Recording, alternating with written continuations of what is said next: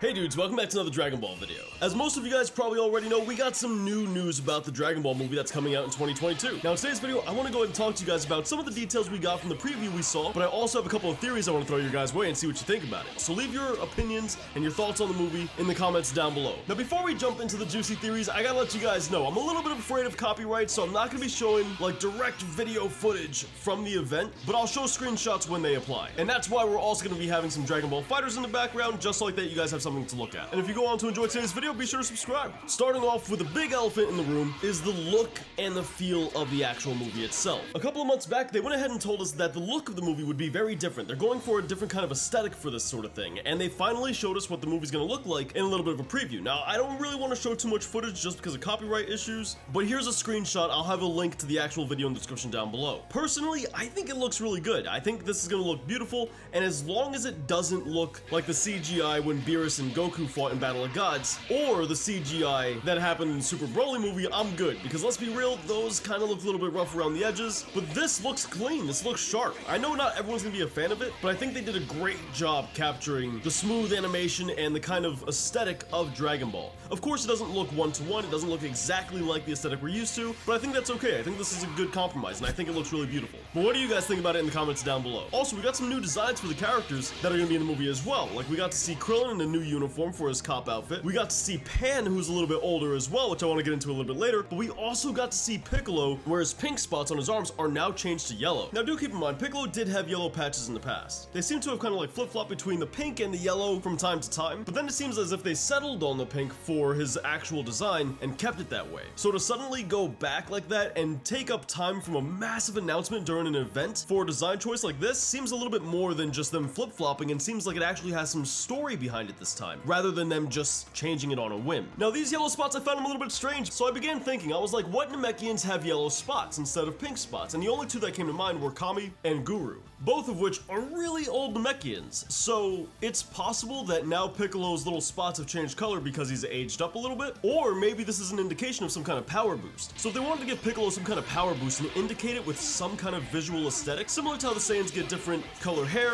or they get a different body mass, like sometimes they get slimmer, sometimes they get more buff, depending on the form that they take, I think this is a smart way to go about it. Changing the color of his spots doesn't really change his overall aesthetic, but it lets you know that something's changed. And mind you, that's just a theory. I'm not saying 100% that they're yellow because he got a power boost, but I think it's a smart way to go ahead and show it. Now with that said, I think it does make more sense that the yellow spots are there because he's aged a little bit, because we also see that Pan is much older in this preview. Instead of being a newborn infant, now she's able to walk and she looks like she's, you know, just entering school. This can also be really exciting because we might get to see a little bit more of a peek into her latent power. And developing these side characters is always really interesting to me, especially if they plan to do something with them in the future. I mean, we all love Goku and Vegeta, no doubt, and obviously they're gonna be the ones who kind of take the center stage and take care of whatever threat comes their way, but whenever these side characters get some time to shine, it's always a good day. Now with us being shown that Pan is aged up a little bit, I think it's also safe to say that this probably takes place after the granola arc. Now, no spoilers, just because, you know, I know some of you guys may not keep up with the manga, so kind of put this into perspective for you guys, the Dragon Ball Super movie happens right after the Tournament of Power, with Whis asking Goku, what does he want to achieve next now that he fought the strongest people in the multiverse? And the Moro arc takes place right after the Super Broly movie, and the Granola arc takes place immediately after the Moro arc. So Pan hasn't really had the time to really age all that much. So this movie seems to be a pretty significant jump forward in time, which means if this takes place after the Granola arc, once again, no spoilers, but are we gonna see Vegeta do that thing that he's doing in the manga? Once again,